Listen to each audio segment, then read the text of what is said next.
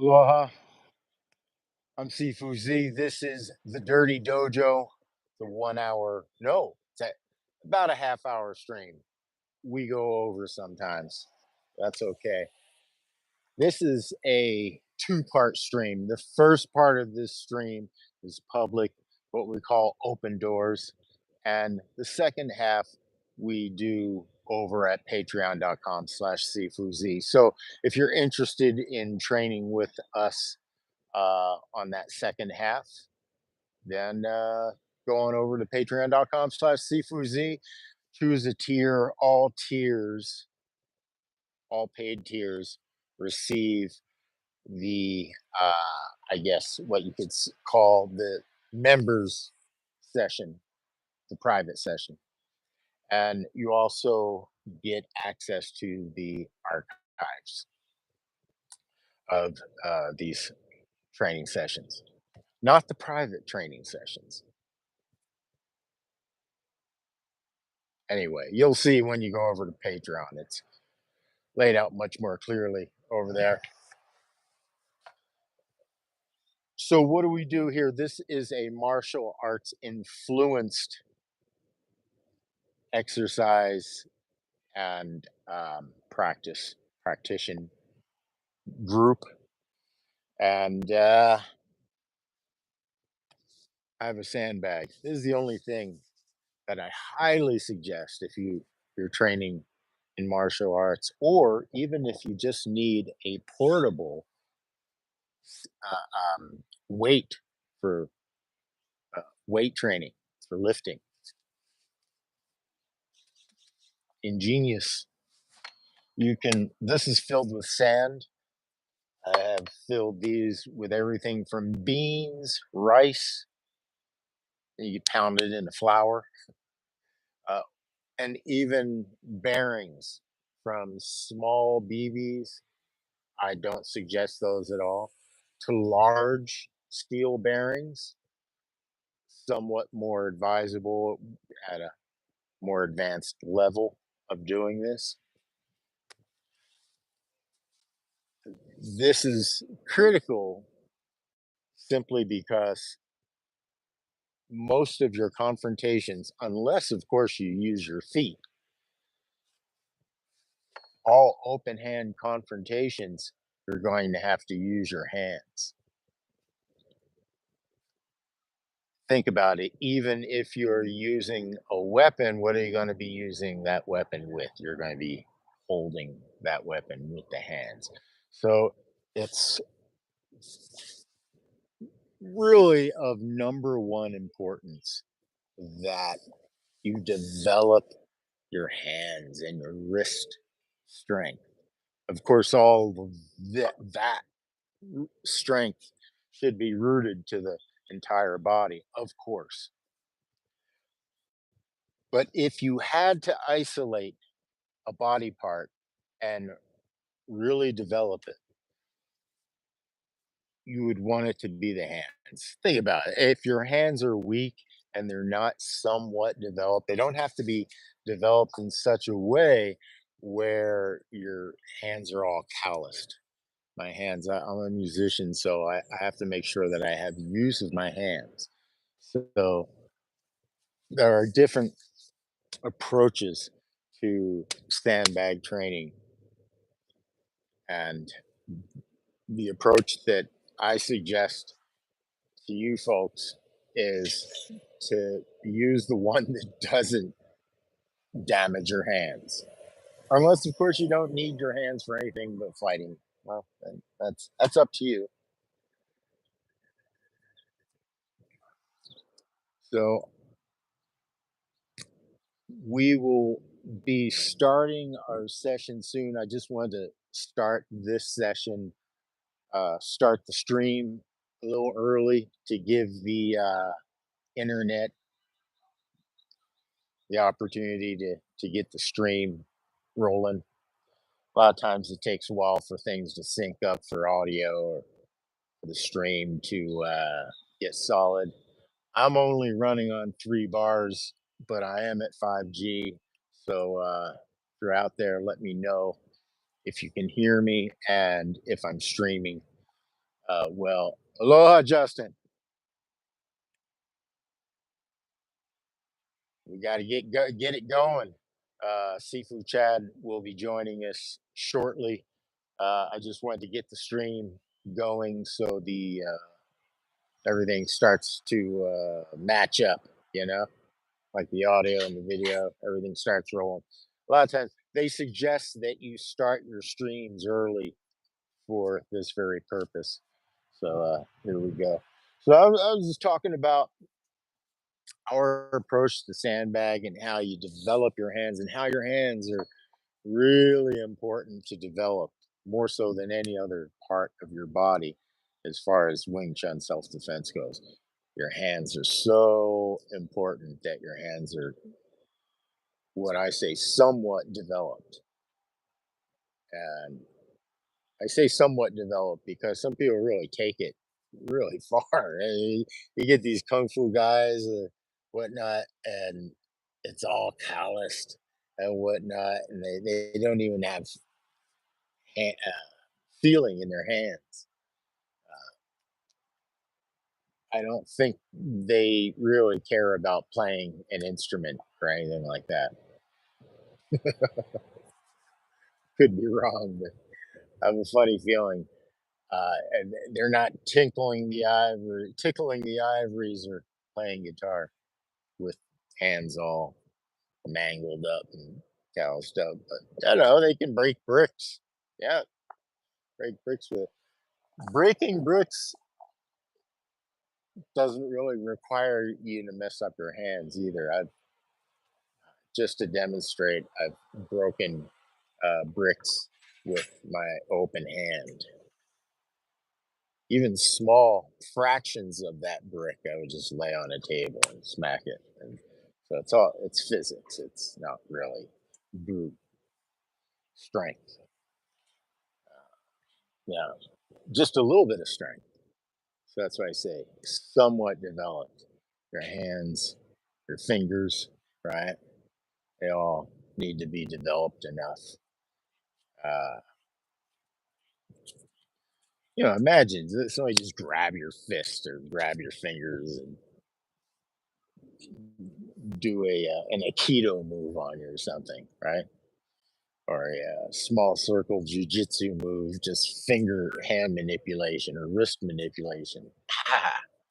Right, so you really need to develop the ability to what we call hyunsao, right? And develop really strong what's called pronating and supinating, pronating and supinating. Hyunsao, Chinese means circling here.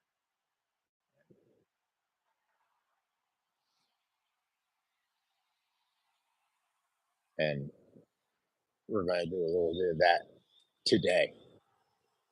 So we're going to get some Wing Chun Kung Fu on today. Oh, yes, we are. Even in the open door session, we're going to reveal some very valuable things that, regardless of what martial art you do, self defense, sport fighting, I'm going to reveal some stuff today that will be quite beneficial to you guys and gals. So it is 9:47. We have been going on for about 9 minutes now. So I think what I'm going to do, and let's go ahead and do this. I introduced the sandbag, so let's get into it. Now, the sand, for those of you that this is the first time here, this is an old school canvas money bag. You can still get these online, and there's two of them. And there's children's play sand in here. It's not regular beach sand. It's homogenized, or how you say sterilized, rather, sterilized sand. So very important. You don't want to give yourself staph infections from bad sand.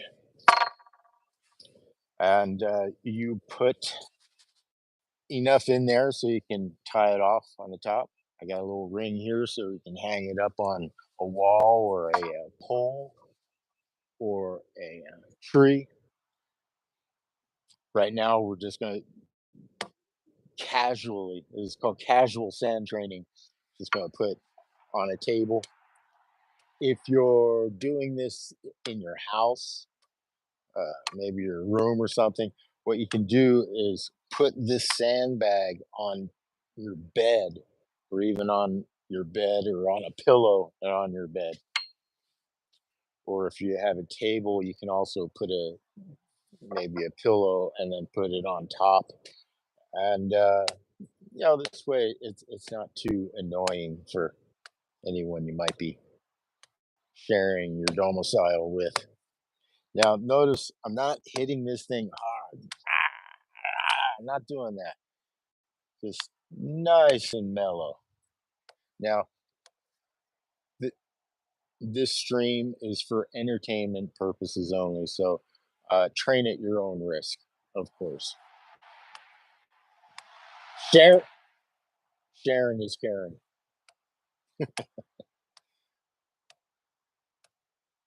So just nice light taps, right? Make sure you got a nice solid fist. You're not overextended like this, right? Nice solid one finger after another supports the other. And I'm not squeezing my hand super hard. That's a waste of time. However, as soon as it gets to its target for that snap second, we really squeeze, right? So you'd be like this, not hard. You don't want to be hard. That hardness only happens when it actually hits the target and then tries to go through. Now, I just hit it pretty hard here. That's not how you want to train, though. I just wanted to show what you're working towards. You can do that without doing it so hard. Just real briefly squeeze the hand right as it makes contact.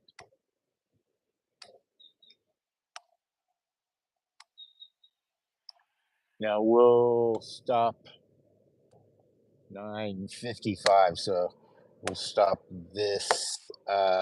Well, we'll know that we have to stop sand training at least by 10. There we go. Nice even number. Usually every day you do your sand training, 10 minutes is fine. 10 minutes a day is fine.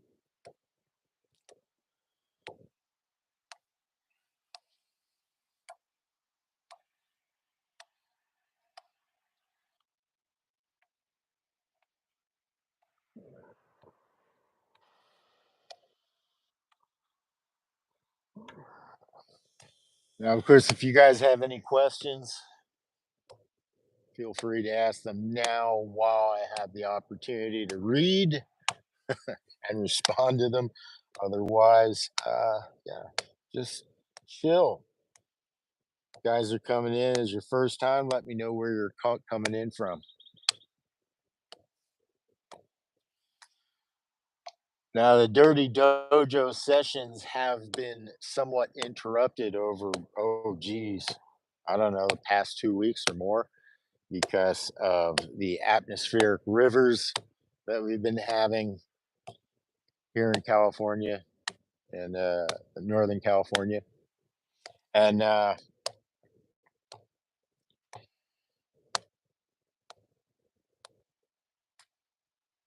this is called the Dirty Dojo because we train outdoors. Everything we do is outdoors, usually out in the wilderness. But I've been doing some work lately, so I've been here in town. Still, we love the great outdoors. Thanks to that little event that happened a few years back, all of our outdoor locations or indoor locations rather closed down one by one. And pretty much left us where we started. And everybody, welcome. Sifu Chad, Hello. salutations. Indeed. Salutations. Long time no see, brother. Yes, this is this has been somewhat. I was just talking about that, how we've been greatly interrupted by the atmospheric rivers here in California. Ah.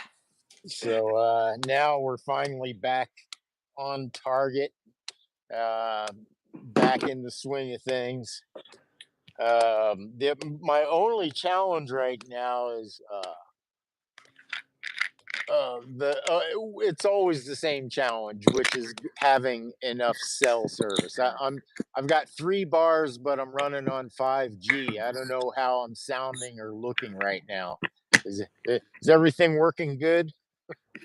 Looks like it's working just fine. Yeah. Okay, smoothly. Not. Yeah. Uh, How about me? Do I am I you're slowly coming out of the matrix. You're not synced yet. No, I'm not synced yet. Let's yeah, but as long as you keep moving and talking, I always like to do this. I don't know. That's cuz you were a mime and That's still oh, are. hey, buddy. uh, all right. Oh. Man, I thought we was friends. We're more than friends, man. Come on. Call, call, call a man out right out in public during a stream. Call a man a mime.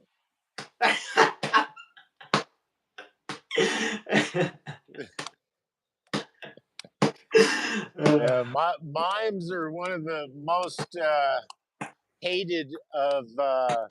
It's like there's 2 groups. You rather hate mimes or you hate clowns. You know, one or the other. Yeah.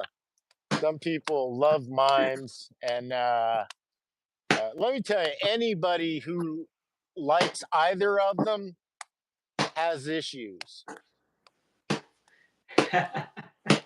Like, right? I mean, you're not. When's the last time you go? Oh yeah, I got to go watch a clown or go watch a mime. I mean, when was the last time that ever happened? uh, well, Never, never is when that happened. I don't know. I mean, When have you hung out around a bunch of guys and going, man? I tell you, it's been a while since I've seen a good mime or a clown. uh, at least all of my Wing Chun classes with you after I learned you were a mime.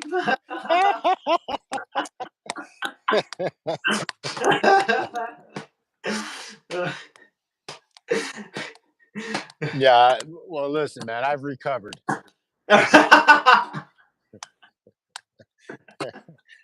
Yeah, you know why? Because you know how a mime is recovered because you don't see them do this, right? Yeah, I'm not even going to do the mouth thing where you make a round mouth lips hole. I'm not even going to do that. I'm not even doing the hands right. You looked frozen to me for a second there.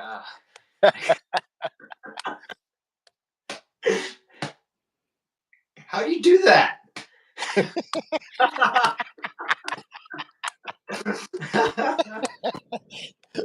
You know, that's a great little trick to use, like if you're talking, but you don't know what to say next. So,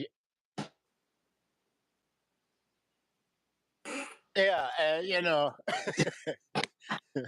or you can even go, now, the most important thing is, and without a doubt, you'll never go wrong. So,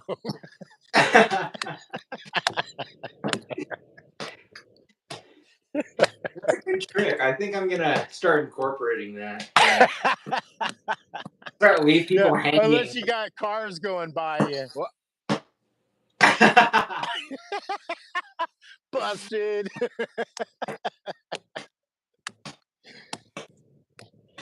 Uh, yeah, yesterday I did a stream at the cemetery. Oh, very nice. So, but I wanted to try this. I'm in the park, so I got in a room here in the Placerville area, Oh, cool. and well, I'm trying to get all the music gear in there to do some digitization and some recording, and yeah, as far as living there and whatnot, it's yeah, but uh, right now I've got to be in there just so I can kind of control the situation, and suss everything out because I'm not going to just like blindly rent the thing, bring all that music gear in, and then find out some variable that you know. Right. Right. So I'm suffering through the obvious variables now, but it's a win-win for sure as long as I just maintain my nomadic mindset, you know, Yeah. uh, or even backpacker mindset for that matter. Right. It's challenging. Yeah, Yeah. but it's been great, man.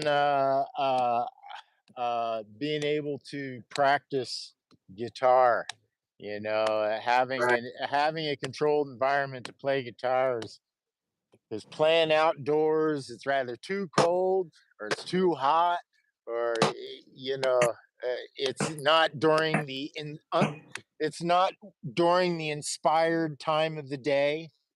You Yeah. know, like A bee starts buzzing around you or fly. yeah, there's just so but if you so this place that I'm renting has it's two rooms. So the front room has become like the sun room, the guitar room kind of a thing. Mhm. So eventually I'll have all my instruments hung up on the walls and be able to kind of hit it when the inspiration strikes or want to record, it'll be there, for recording or whatnot. So Yeah. yeah, Is this a shared space? it's an it's a manor. It's like it was Oh, okay. built in the 1860s.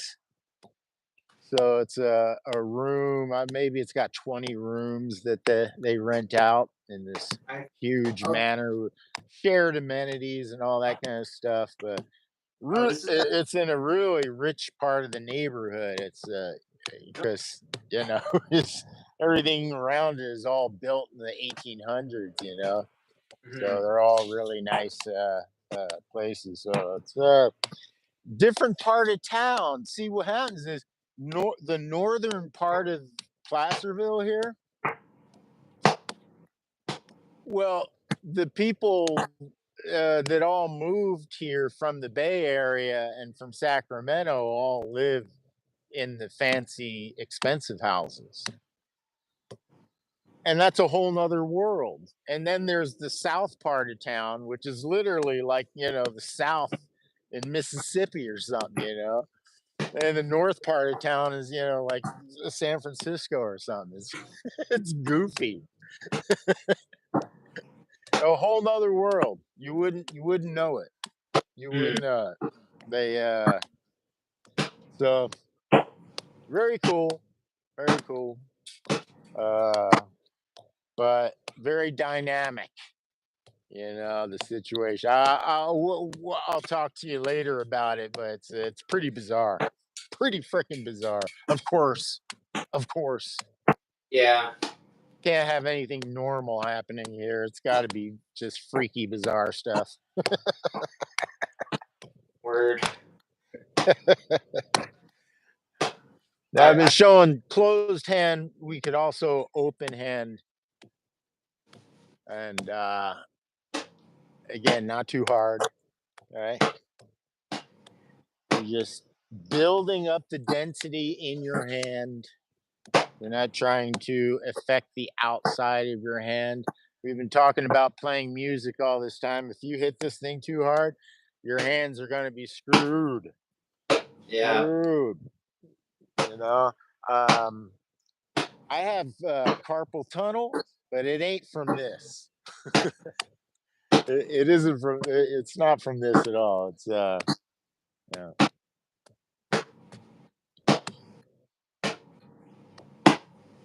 Mostly from wage slavery has created. Well, wage I can see slavery that. and jujitsu has created my carpal tunnel issues. Yeah. So, all right. Oh, good. Okay, we're good on the sandbag.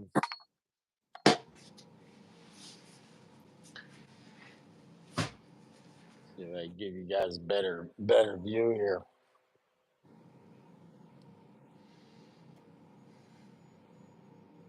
Is that a Mook Jung I see? Oh, things are looking good.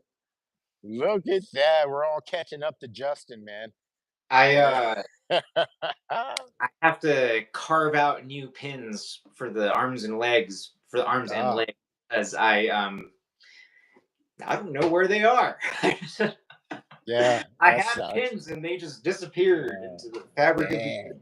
so I yeah. Well, you might be able to find some arms and legs on eBay and then shave them down or build them up accordingly. Uh, you Yeah. know, the heck do I want to say? Oh, right. That front room with the guitars I was telling you about. I'll also be putting the Mook Jung in there. So I will formally have the Mook Jung, the Barchamdo, the poles. I got everything in there now except for the Mook Jung, which I'll be picking up this weekend. So Ooh. we will be solid in our Mook Jung and our Barchamdo and our pole form for this summer. I'm stoked on that. Indeed. Oh yeah. I Yeah. man, I need to get a sliding Mookie. Ah, Yeah, well, the nice thing about the Mukjang is it's always even a standing Mukjang is better than no Mukjang. Because you can still kind of do that meditation and have that tactile, right? right. If you think about it, this is something that I've considered over the years when not being able to always have it set up is if it's just sitting there where like yours is and you put the arms in, your Mook Jung should be that sensitive.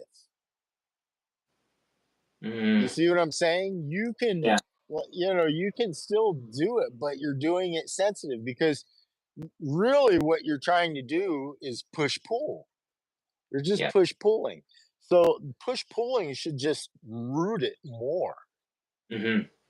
Right. So even a Mukjang that's not mounted can have some really good benefits, Hmm. especially if you're not hip to that whole push pull concept, right? Right. Boom, Yeah. boom, right? Push pull. Because what you're trying to do is you're not trying to punch that person. You're trying to, of course, have the that solid thing ready for them to run into as you ground them. Because if they're not grounded, of course, you hit them, they fly back, and that energy is dissipated. They don't receive all that energy. A lot of it is lost in the pushback. Yeah. So if you ground them and then yeah, a whole another story. Have them So fall onto you, fall onto it as you. yeah, yeah. Our classic Wing Chun is the person beats themselves up, hitting themselves on your fist and elbows, knees, for whatever, you know. Yeah. It really has to be that. I just saw a good deal of boxing in the golden era, like George Foreman and Muhammad Mm, Ali, Joe Frazier, and they were slow motioning that stuff. And man, it's just incredible how ease it is. They're setting it up so when they're coming in. So this is not yeah. exclusive to Wing Chun. In good boxing, any good fighting, that's kind of how you do. That's how you do it. You don't Yeah. waste I your energy remember trying to. you Yeah. you wanted us to check out Willie Pep, because Mm, Willie Pep is like notorious for that backstepping kind of deal. And then as they came in, he would boom come right into yeah, it. yeah, So yeah, he would force them to come into them, and then he would execute the timing as they fell onto his fist. yeah, yeah. So some of them would just punch. There was one match where he just doesn't throw a single punch, and the his opponent just punches himself into exhaustion, and Yeah. then falls down. So that's pretty funny. That's the one I really refer to because that's the thing with Willie Pep is he shows you how you could just win without even punching.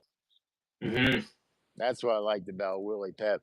But yeah, for us, just being able to ground yourself and let them run in to whatever it is.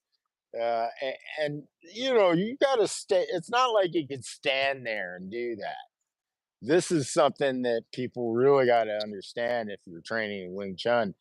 Um, Johan was a great example in the early days where that story of him just standing there and taking the hits from a baseball bat. I'm like, ah, no, you're actually supposed to pivot and move around. Man. I'm like, okay, good on you. He's You're just able to like, do so so. Pow! that. But yeah, you really want to. This is again where the Mukjang comes in handy, where it does move from side to side Yeah. because you're, it's an approach. I'm not going to say it's a wrong approach, but an approach that I prefer is where you just control this push pull and the solidity. And sometimes you back off or you push, right? If you can't push, then you back off Hmm. and adjust the angles. But it's Yeah. also angular and whatnot. It also strikes me how important it is to ground yourself and mobilize at the same time.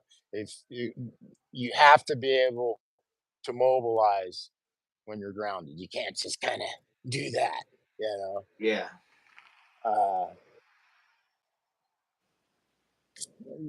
Sort of. I mean, if you're really good, right? You know, Yeah. I Yeah. mean, that's the Wing Chun, like, at Yeah. its best, is Because you're able sometimes to be just a like, super grandmaster and yeah. which is which I'm cool with that. If you can do it, all right, cool. But in my experience, you won't even see the Wing Chun until the point of contact, Mm, you know. yeah. I'm not going to do this very typical kind of, asking hand kind of a thing, Right. I'm Yeah. just gonna go, whoa, whoa, what's going on, right? Maybe not give away. This is not a match, right? So I'm not gonna give away my dominant hand, you know. Mm-hmm. Uh It'll all be in response to where their feet are, right? Right. Um, Right. I want to make sure it's almost what you would call mirror stepped, right? Rather than opposite step of the person in front of you, you mirror them. yeah. Don't So they call that also? I think they call that southpaw. Is that right? Where? no, no, no, that's a different thing. That's just this is southpaw. Yeah, Okay. yeah, yeah. That's almost like skating. Goofy or I forgot already. Um, Right. yeah. Um, so something that I've been talking about a lot, and I'm going to go into this in our private session, which is coming up. Um, I guess because we're just rocking and rolling here. Let's go. We'll go for 45 minutes so we can get an exercise in before we go to the private. Positioning, so so important. Positioning, hands.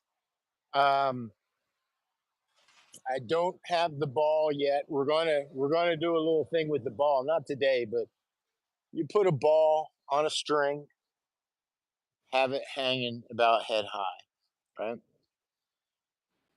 And it's a real simple exercise. So this is one I'm going to share with everybody today. And this is early on before you joined us. I made a promise I was going to share with everyone, regardless of what martial art you do. I'm going to share a little secret, share a little exercise. Invaluable. So you got this little ball hanging, tennis ball hanging about head high. You push, you push the ball, you get the ball swinging. Now, when the ball comes within reach, you're just going to put your fist out or your elbow or whatever it might be, and you're going to let the ball hit your fist. You see, you're not hitting the ball, you're going to let the ball swing, and you're going to let it bounce off your fist or your elbow. If I could reiterate it, it's Yes, you are positioning your hand at the timing of the placement exactly. So you're yes, not going to punch it, but like you're having your extension as the ball meets that extension like that. And then right. it okay. All right. And you're controlling the physics of it because if you punch it, if you do it wrong, then you'll send the ball flying. Right. You'll hit it and it will go boo. Right. So that's what you don't want to do. What Mm-hmm. you want to do is have it, you stop right at the point where it bounces just naturally off of your fist. And then it Mm-hmm. just bounces. You could even just let it bounce until it just stops Right. bouncing, kind of thing, Mm-hmm. right? Yeah. Yeah. But the whole idea, and it'll always go off course. So then there's your elbow, right? Or your gonsao or whatever it might be. But the whole idea is to let it just meet. Okay, now that's the easy part, but very important. Mm-hmm. Here's the hard part. You always respond first with your legs. Mm. That's the gold right there. So if the ball's coming at you, you're going to respond with your left hand. What are you going to do with you got to respond with your feet, your legs first. So instead of doing this, you got to go this here, boom, Mm-hmm. rather than boom. You see, it has to be for this exercise, right? Yeah, because you want your base to be first, Mm-hmm. right? Think about if you respond with your arms or your upper body first, but your base isn't there, Yeah. No good. Right. Yeah. Yeah. Yeah. Doesn't Yeah. matter that you've responded properly on the upper body. You have to respond properly in the lower body first. Make sense? Yeah. Total sense. Yeah. Yeah. So the ball's coming, maybe it veered, now it's coming from an angle. So now I have to do my pivot and let it bounce. Boom. Off Mm, of there. Yeah. Maybe maybe I took Sal. Maybe it comes back again, took Sal. Or maybe it misses my arm. Now I have to respond with my legs first in order to now respond because it's now kind of going in a circle, mm, right? So you're getting your pivots, you're getting your legs, and for this exercise, always thinking legs first. Then you put it all together and it looks like all one movement, like everything else in Wing Chun, just looks like yeah. all one movement, right? Um, yeah, but this is really powerful stuff because you, um, the easiest thing to forget, especially we're doing sandbag training, right? We're hitting, we're using, this is our first responders. But if we throw our first responders out before the base is doing the proper thing, whatever it might be, left, right, pivoting, you know, Mm, circling, yeah. whatever it might Foundation be, first. that comes first. Yeah. Even if it is a split second first, that it should. If you honestly don't have it down, then you shouldn't be practicing it split second, right? You should Right. be very deliberately going back leg, or shift, step back, whatever it might be. But responding, in fact, when you first start with this exercise, it's more important to not to make so much concern yourself with the ball, but concern yourself with moving your feet around and being comfortable with moving the feet around and shifting. Maybe, oh shit, this is not the right way. Oh, now I'm in the right. This feeling good. Yeah, maybe like a dance. Yum, dum, dum, yum, dum, dum, dum, dum, dum, right? Like Bruce Lee liked I think he was in the square dancing or something. Ballroom dancing. That's what Bruce Lee liked Yeah. to do. Yeah. Ballroom dancing. I've Yeah. done some ballroom dancing, not professionally, but it was a high school thing. For 4 years of my high schooling, I had to take a class in ballroom for like an hour a day. So Oh, that's why your kung fu is so good. That's why.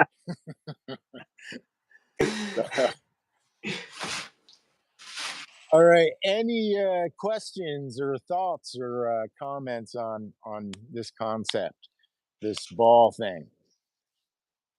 But I didn't think I was going to be able to go into the ball thing, but yeah, it's not a big stretch of the imagination. It's a ball hanging down from a string, Mhm. you know, it's swinging. Footwork, Yeah, lower body first, upper body second, and then yeah, eventually the timing gets so close together that it looks like it's at the same time, but it's not. that's right. That's right. The path that someone is going to take, Hmm. and this is the reason why you're the target. So it's not like it's not over there. No, you are the target. This is the path right here. So you can premeditate that path very confidently. When you're dealing with somebody, because we have that ace in the hole. They want to punch me. Hmm. They're coming at me, right? So it's like, oh well, the job's going to be easy because I'm going to stop that. I'm going to put something in the way, right? put something in the way, and I want to make sure that it's based and I'm ready, because you might even have, once you're there, you may have to pivot, right? Yeah. Yeah, thank you, Justin. I'm glad you get. I knew you would dig this. So yeah, yeah. This that whole and it goes back to what I started this whole session with, which is the sandbag. So the sandbag's really important to, because if you hurt your hands, it's like the opposite of what we're talking about, where you have this is right, but your stance is not good. Your ground isn't good. Well, if your ground is really good, but your this is weak, then that's not going to work out either. Yeah. So there's a definite balance that you have to attain in your grounding, and then and your and what I was talking about earlier is, doesn't have to be super strong. It only feels super strong because you're combining it with the groundwork, right? With Sync. the yeah. So this seems like you're super powerful, but no, you don't have to overdevelop. Just develop your wrist and your hand strength enough, Mhm. and then it's you combine it with the footwork, and then you got something going. Again, why the Mook Jung works out to be so good, even if it's not on a stand, because you can create, again, you're creating that, you're not going knocking the Right. Mook Yeah. Jung Yeah. over, right? You're like Indeed. going, nope, you stay right there, you stay right there, you stay right there, stay right there, Yeah. right? Yeah. Uh-huh. It's almost a very similar concept to meeting the ball, so to speak. Because you're push pulling, but you're push pulling and keeping it in place. You're not pushing it too far away, but rather you're meeting what you're pulling and pushing what you're meeting. But I like it. I like to think of it as you're aiding in, like, keeping them nice and balanced so they stay grounded. Yeah, You yeah, know, that too, that too. you're almost like a handrail. Like, there you go, stay nice and grounded. Boom. Yeah, in, some Chisao techniques that I've used specifically from the 12 Goldens. Um, yeah, I've definitely remember feeling that of keeping them in place by way of push pull, and then having them in a way where it was like, oh, I like Yeah, you they kept them. set them out like a mouse trap. Yeah, yeah, yeah, yeah, yeah, yeah, Yeah. yeah.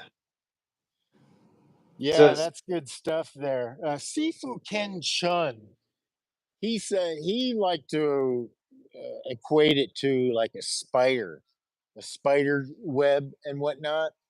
mm, I've never understood that one, but I mean, I get it, kind of like a chess match or a spider, but I don't know. I've always equated Wing Chun's technology to be very like a gun, you know. yeah, brain. Um, Yeah, yeah, and one of the most important things about a gun is, yeah, you might be a good shot in the upper body where you can really Mm, keep things on point and focus, both eyes open on target and stuff, right? But then your legs are weak or wobbly, or you're nervous or whatever, right? And right. Yeah. that's, I'm glad you brought that up. Is one of the things that you really need to be able to do in this in the grounding, and why this is another element, another level of this, is grounding, being able to get your ground, stand your ground. And that is, if you don't practice that, that's not going to be a natural thing. What's going to Mm, be natural is like, oh shit, right? You get yeah. your knees might get wobbly, or the flight or fight or something kicks in. And so the more you're able to take that kind of nervous energy, because that's natural. It's not like you're a wuss because you feel that. However, you're going to be made a wuss if you don't do something about it. And what you need to do about it is really go, okay, I got to plug in. Mhm. I got to plug into the ground here. Yeah. And then mobilizing, because there's another element, right? The freeze like a deer in the headlight. You go, oh yeah, this guy started something with me, and so I just like Johan, right? It kind of froze like a deer in the headlights. It's like I can't move because that's a natural instinct as well, right? To Yeah. just kind of freeze. So Mhm. you got to watch it, right? If all you do is this, you don't really think about moving around and positioning and in context to your opponent, then you're you're likely to fall prey to natural things, which is one, your knees get weak and your base is weak, or you stiffen up, Yeah. you know. And so yeah, stiffen up, but also disguise that with mobility. You wouldn't think that I was had a lot of compression going on right now, right? Yeah. But I do. Now see, now I don't, Mhm. but now I do. I just got shorter. Like, whew. You notice, right? I get about three inches shorter. Yeah. It's just like if you're skateboarding or something, you don't stand tall like this the whole time. You get down, Yeah, you gotta lower your, center of gravity for more Yeah, yeah, grounding. Yeah. very good. All right, man. Well, I guess we got some good information out. We didn't get to do a little exercise. That's okay. Well, we're gonna pick that up over on the patreon.com/cfuz. And but thank you for joining us. Yeah. And if you haven't done so already, subscribe and whatnot. We're picking up more subscribers here and there. So welcome. And yeah, we should be able to get things rolling here now that the atmospheric rivers have passed. Again, our dirty dojo is contingent on weather. They don't make a waterproof iPhone yet, not to my knowledge. So, um, but we will be doing this again. Oh, by the way, I did want to ask you guys, both new and old, if I may use those terms, if if you guys would be interested in video edited lessons, like recent, like this right here, I could have done a pre-edited video kind of a thing of it. Um, I'm thinking along those lines, just so we can keep the ball rolling, regardless of the streaming capabilities, regardless of Yeah. technology, right? Mhm. I don't like that I had to take so long because we've been mostly doing streams. I don't like that I had to take so long to not deliver content to you guys because Yeah. I'm always thinking about, I'm always working on this stuff. So Yeah. yeah, And it'd be difficult to coordinate if, if either one of us can't make the stream kinda that's deal. right. That's So, right. So I may get a bit more flexible with this if I'm feeling like I can't do a stream for Friday or the weather or whatever. Um, I think that's what I'm going to wind up doing. So, but just let me think about it. Let me know what you guys feel about that. But I certainly want to keep doing the streams too because it's a good way for us to communicate in real time, which I think is valuable. So, all right, Is let's take a quick little break, and we'll reconvene over on patreon.com/C4Z. Aloha.